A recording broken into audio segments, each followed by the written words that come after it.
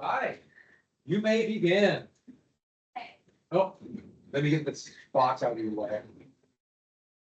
I'm sending you all to the viewing audience, so It's great. it is. Okay, go. Okay, Island Easter Island.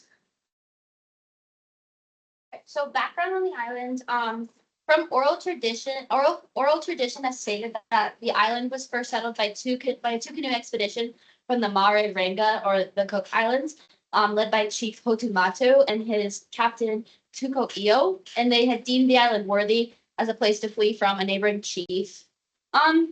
They so the co-captain, Tuik Ko'io, he was known as the leader who brought the statues and caused them to walk. So like that's like referencing the Easter Island heads, which we'll get into later.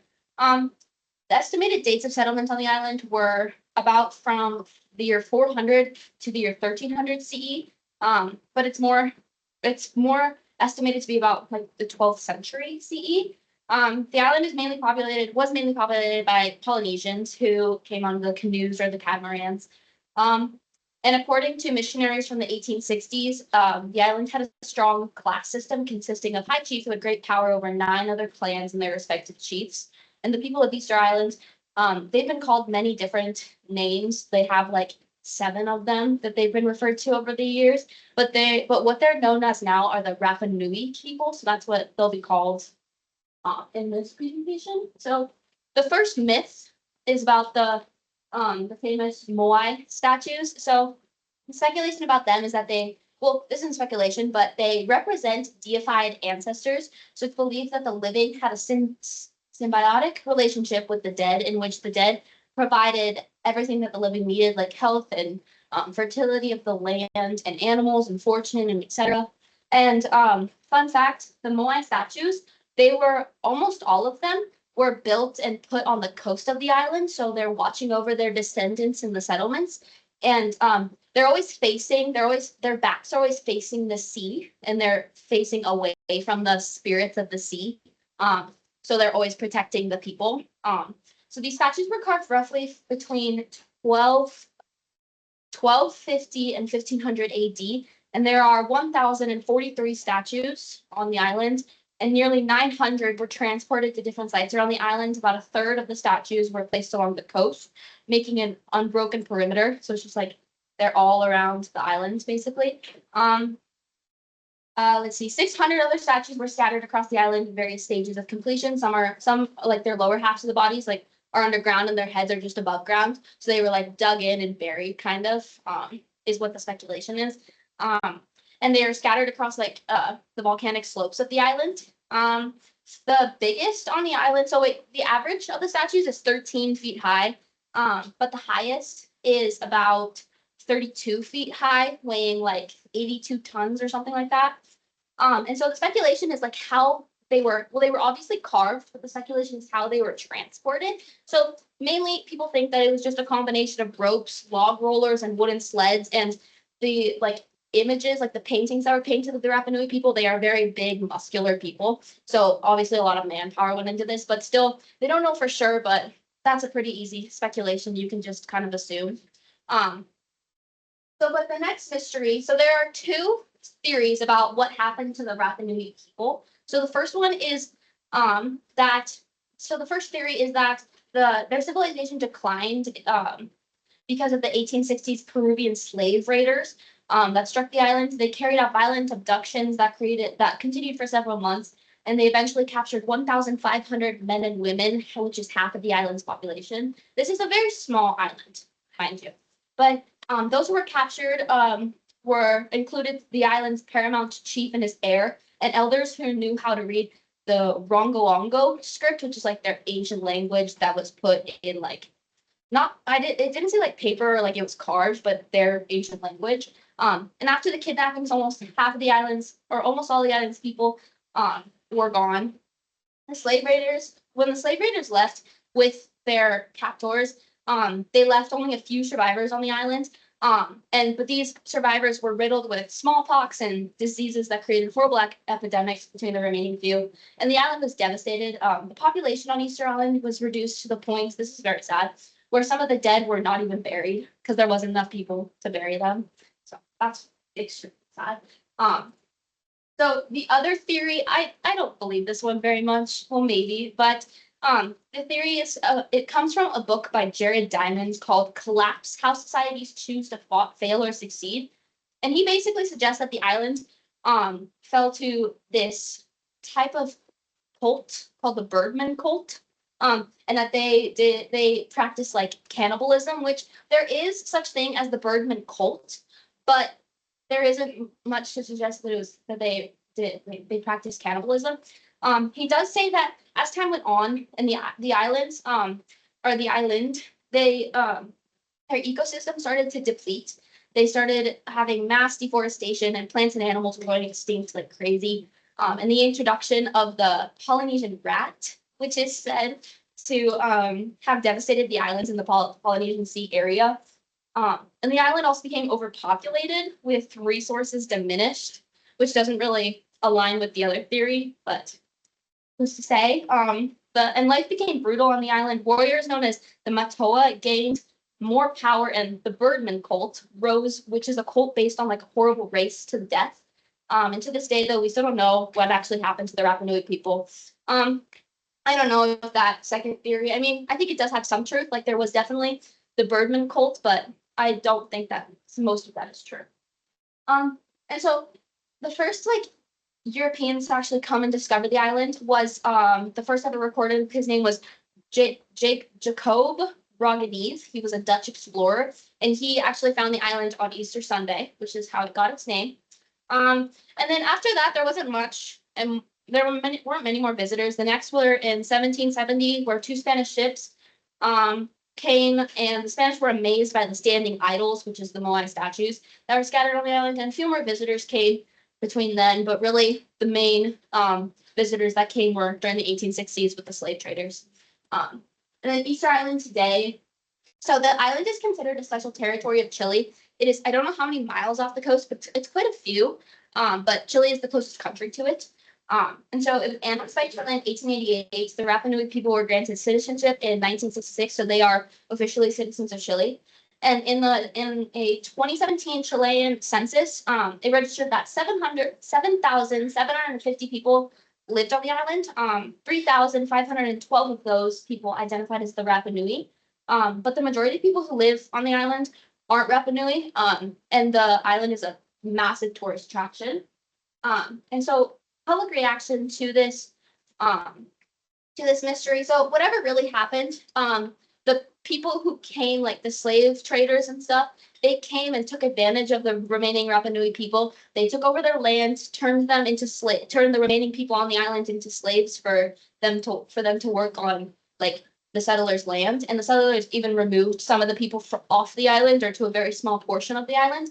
Nowadays, the island, like I said, is a massive tourist attraction, and it is considered by most a wonder of the world. Although it's not technically a wonder of the world, but everyone's like, yes, it should be a wonder of the world. And so my personal evaluation, first, I think that the Moai statues were removed by sleds and logs. Sounds pretty easy, but like I said, the mystery of the Rapa Nui people, I think that they were devastated by the Peruvian slave trade. I think that Jared Diamond is a little crazy with his theories, because they definitely never had an overpopulation problem. Yeah, and that is a picture of Rapa Nui people doing like their traditional dance, which is very cool. And there are still quite a few of them on the island. Like there's I said 3,000, but there's not a lot left. And so yeah, we're excited. Very good with the Easter Bunny. Oh yes. That's a massive Easter Bunny. Yeah, those are. Did you ever see anything about the myth that they were alien inspired? There's a whole thing about alien invaders. Something like that, yes. But I looked into it a little bit, and it was it didn't have like super credible resources. Yeah. So you're part of the cover. I guess so, yeah. But it just seemed all the resources that I looked at for that, they had they weren't credible, but they also went into crazy theories, and so I was like, let's not do that.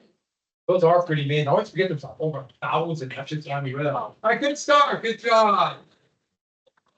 All right, who would like to go next? Lyric, you want to go? I do. I want this. Where are you? I lost you. Oh, yeah, Foo Fighters. Let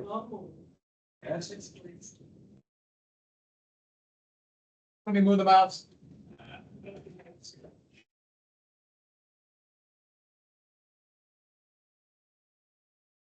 All right, I just noticed the helmet. Very, well, you never know what's coming. never know. All right, so I did my report on the Foo Fighters. So the birth of the Foo Fighters were founded in Seattle in 1994. Dave Grohl of Nirvana after Kurt Cobain died. After 5 days after his death, he made like the whole first album of the Foo Fighters. But in all actuality, the He real lied to you, had nothing to do with the band. you just got tricked. So the real Foo Fighters, the origin comes from so Smoky Silver is part of it because like the etymology of it comes from Smoky Silver. Let's see where it says foo mixed with goo lessens food, or give a man a foo he can ride. So it's from Smoky Silver Comics. It's supposed to be just kind of a like a made up word. It also kind of comes from the author of Smoky Silver got it from Fu Man, like kind of like Fu Manchu type stuff. He basically just saw Chinese and he was like, yeah, that's a fake word. I'm gonna use it for everything. And so that's where he kind of got the food from. And then it also, some people say it comes from Fubar.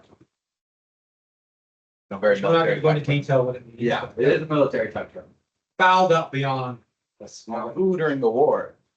So in 1944, the 415th Night Fighter Squadron, they saw little like flashes of light at the end of their like in the sky.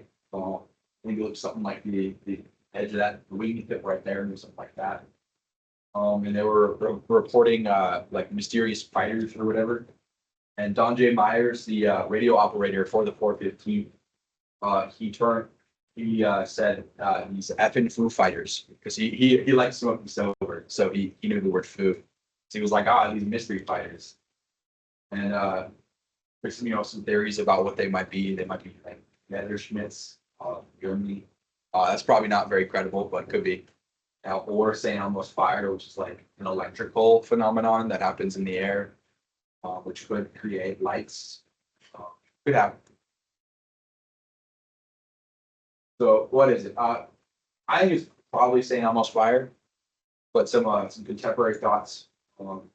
Probably not the Germans or the Japanese, because the Germans and Japanese both observed these Foo Fighters. It wasn't just us. But like the Allies thought maybe it was like a Fuhrer ball, which I couldn't find a photo of it, but it's a thermobaric weapon that it releases a lot of heat, and so that could create some lights. Or the Funryo 2, which is also a thermobaric weapon, releases a lot of heat. Or maybe it's like shooting stars from meteors or something. Hard to say. So the public reaction was that a lot of people thought that maybe the fighters were just saying things because combat or a new German super weapon like this newspaper clipping from Laurel, Montana, says that Yankee pilots have dubbed them Foo Fighters, and at first thought they might explode. But so far, it's no indication that the plane has been damaged by them. And they are Nazis have come up with a new secret weapon. They're mysterious balls of fire. So yeah, that's kind of even in Montana we knew about Foo Fighters. And I think this probably can be explained logically. I think it's probably just like St. Elmo's fire, probably not a Nazi super weapon or aliens or something. I do like the band though. Good name. Why in front of Taco Bell? I think an alien would go to Taco Bell. So you said, you never did mention, what's the alien thing? So a lot of people thought they were UFOs. For UFOs. Yeah, they thought they were, they were like, after the fact, they were like, yeah, they were probably aliens. But that was like after. I mean, like after the war. After the war, and people were like, yeah, those Foo Fighters, those people saw, they're probably UFOs, probably aliens, be sneaking and stuff. Not a lot of contemporary sources had anything to do with aliens, though. They were all like, yeah, they're probably just Germans. Do they still see things like that today when they fly and Yeah, sometimes. It the happened. one you showed was like a 737? Yeah, that was like, yeah, that was a commercial plane, electricity and stuff, just. Any questions? Any questions? Nick? So, No, okay. so they fight food. Very good. There's food. Very good. Good job. What was the slogan again? Food, good food. If you mix food with food, it lessens food. Okay. On that note, who would like to go next?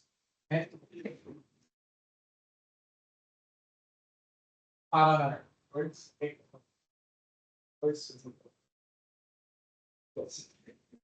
Lost. Yes. Oh. If you want this, Oh, yeah. Yeah, I gotta look at the notes sometime, but. Just let me see it when you're done. Not a big, I just wanna make sure you have it done.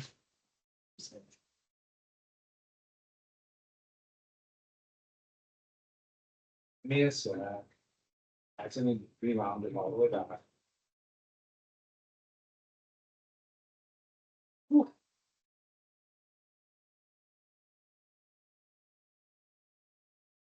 I don't have yours. I put it in the teams.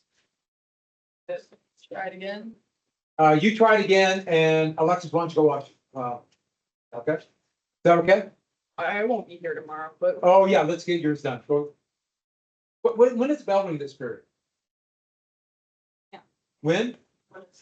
Oh, we got, okay.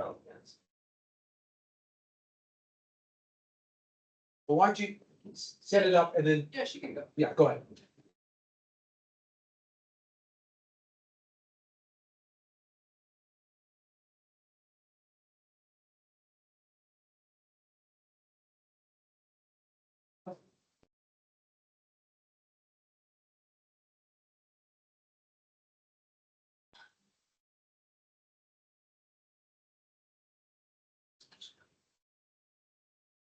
You know, I turned it into the American Mysteries this time.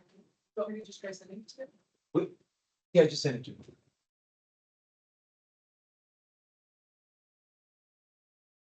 That's weird popping up. Oh, here we go. I really hope it's the right one. I don't know why there's two of them. We'll figure it out. Not a big deal. Give me 1 sec. All right, go. Okay, so I did the mysterious deaths of Chris Ferris and Lee Sin. This wasn't on the list, but this is something that I heard about years ago, and I just thought it'd be a great one to do. So who were they? Chris Ferris was 21 and Lee Sin was 22.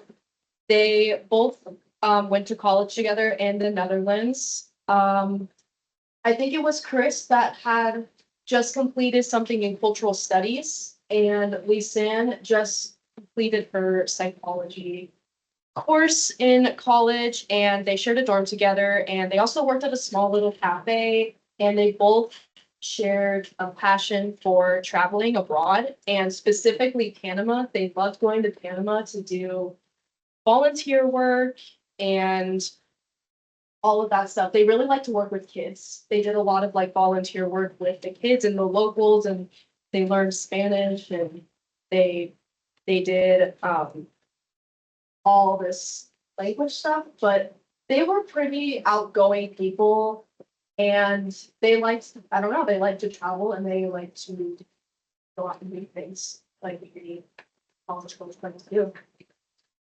So with some background leading to their disappearance, and I already went over that. Okay, so they had planned to go to Panama as like a special holiday. It was also Lee San's graduation gift, kind of like just a little like graduation trip. So they planned to go to Panama in the Boquete area and some other areas nearby where they plan to stay with the host family and do some volunteer work with locals, like they have done previously before. So they arrived on March 15th, 2014, and they traveled through the Boquete in the Boca del Toro, Panama, and then they were staying with the host family.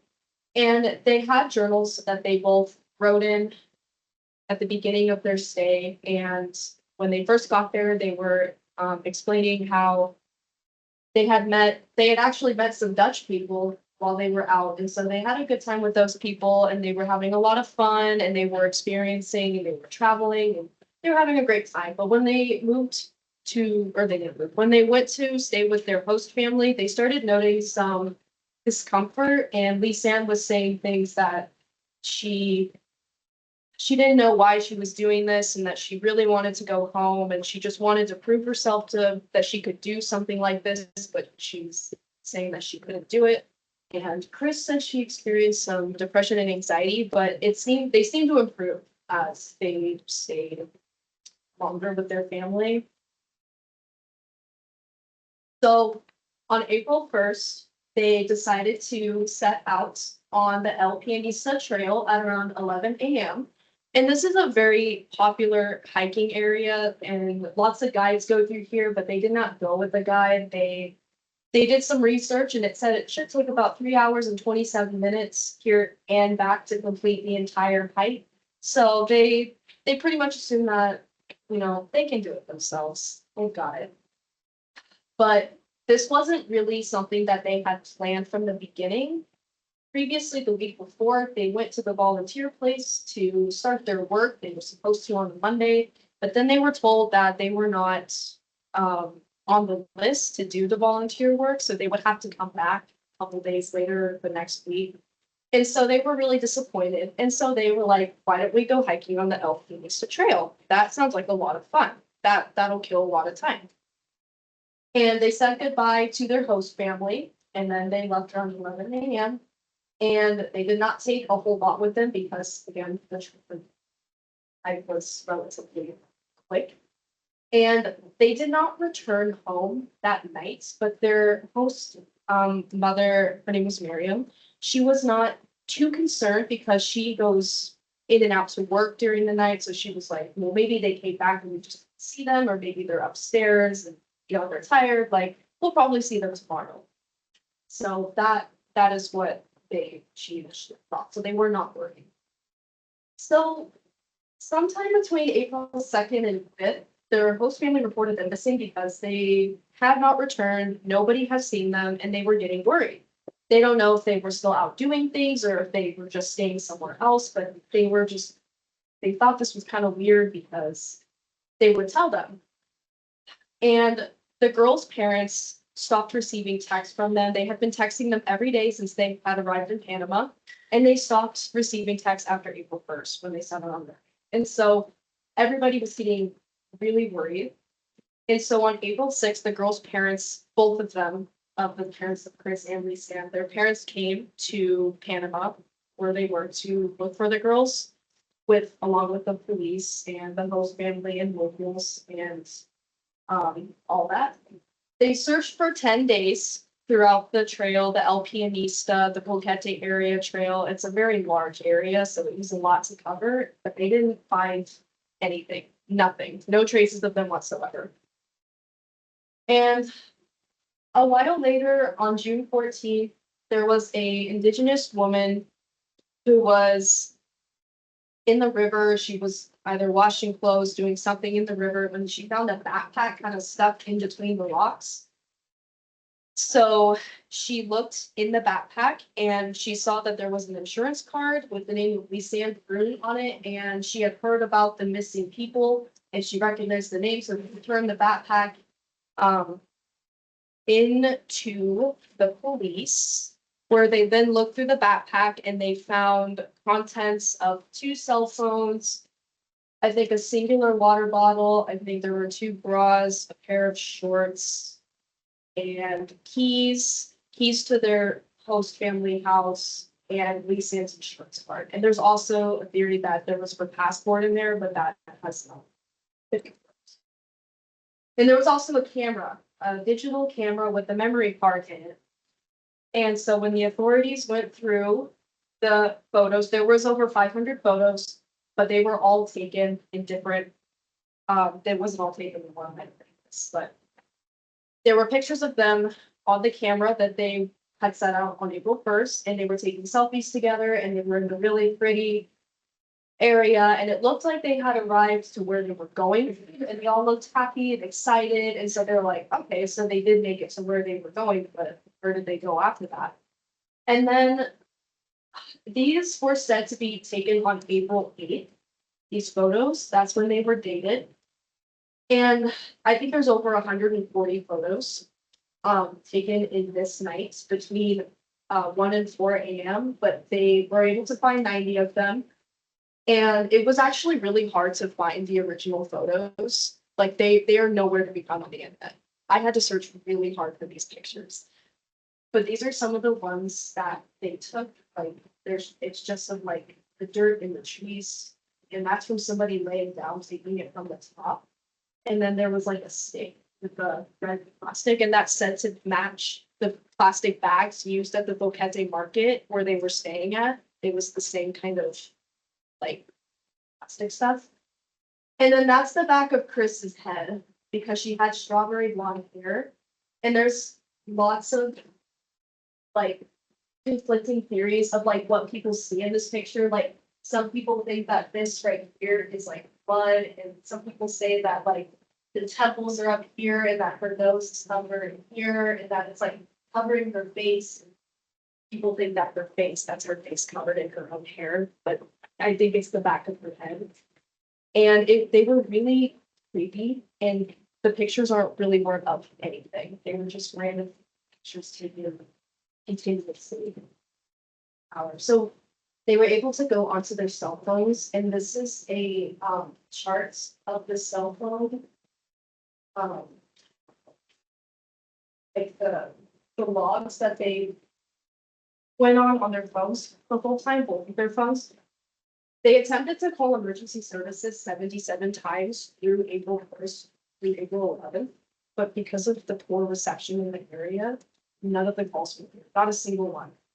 They were not able to reach emergency services. And when they logged how many times the phones were used and the time and like for how long, they showed a pattern of how they were used because the batteries were at like about halfway on both of them when they started out. And they went on it a lot kind of during the early morning hours. Sometimes they would turn on the phone, wouldn't do anything, would turn it right back off, and then they turn it on and they try to call like 1112, which is the emergency service number in the Netherlands. But they also tried calling 911, which was also, this is also the emergency line in Canada, is 911. And they kind of alternated between those. And they didn't really do much on the phones. They just kind of turned them on. Sometimes they call emergency services and then they turn off. And on April 11th, the incorrect PIN was entered on Chris's phone for the first time. Like that has not happened previously. And then it was never entered correctly again. And then it was never turned on again after that. And Lisanne's from the Galaxy died before Chris's did, so there was no more activity. But no more phone activity after April 11th from either phone. So 2 months later, not far from where the backpack was found, they found a pelvis, a femur, a tibia, and a foot, like a still intact foot inside of that shoe. And they did DNA testing and confirmed that they did belong to the girls. It was both of them. They also found a rib, part of one of the ribs, like just a singular, like little rib part. And there is a lot of conflicting theories of how did the bones get there? Because the pelvis bone was fractured, but people say that because of like it was found near the river, it was from getting tossed against the rocks and it could have cracked. But other people say she was injured. And then there was a debate about the foot. People were saying that the foot was fractured, but then they were like, no, the foot was not fractured. They were not injured. So I don't actually really know like if they were injured or not. And Chris's bones were sun bleached completely, and these hands still have bits of flesh on them. So I don't know what's going on there. And we also had phosphorus, which is strange.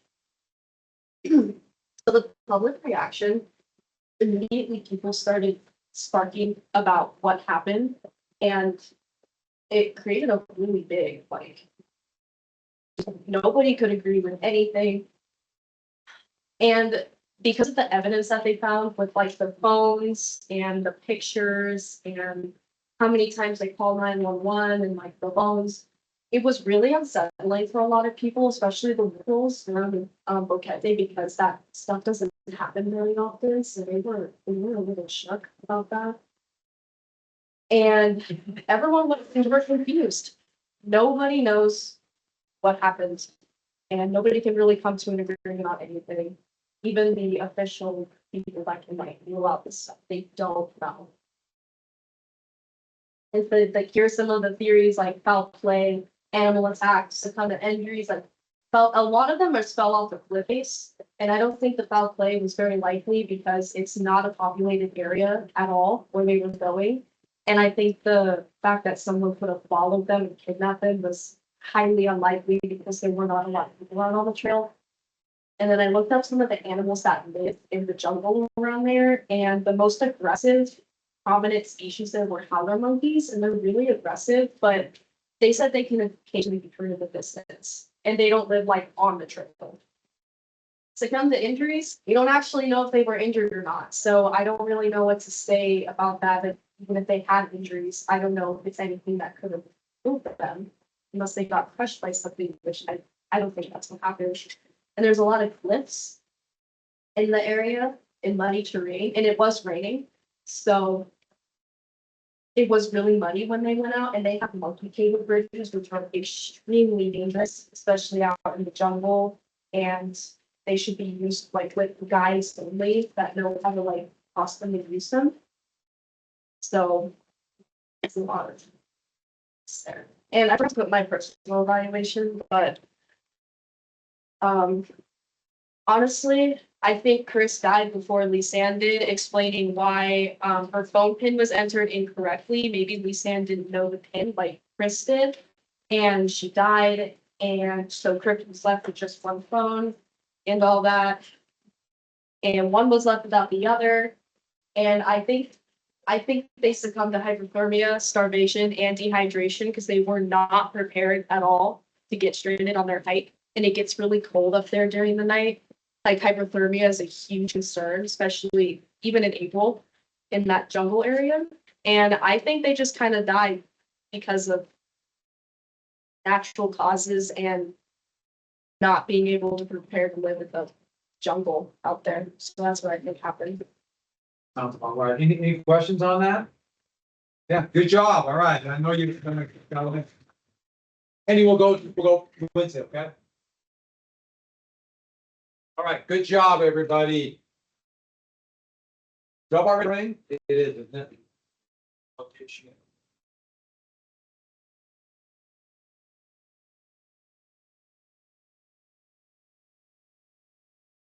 Good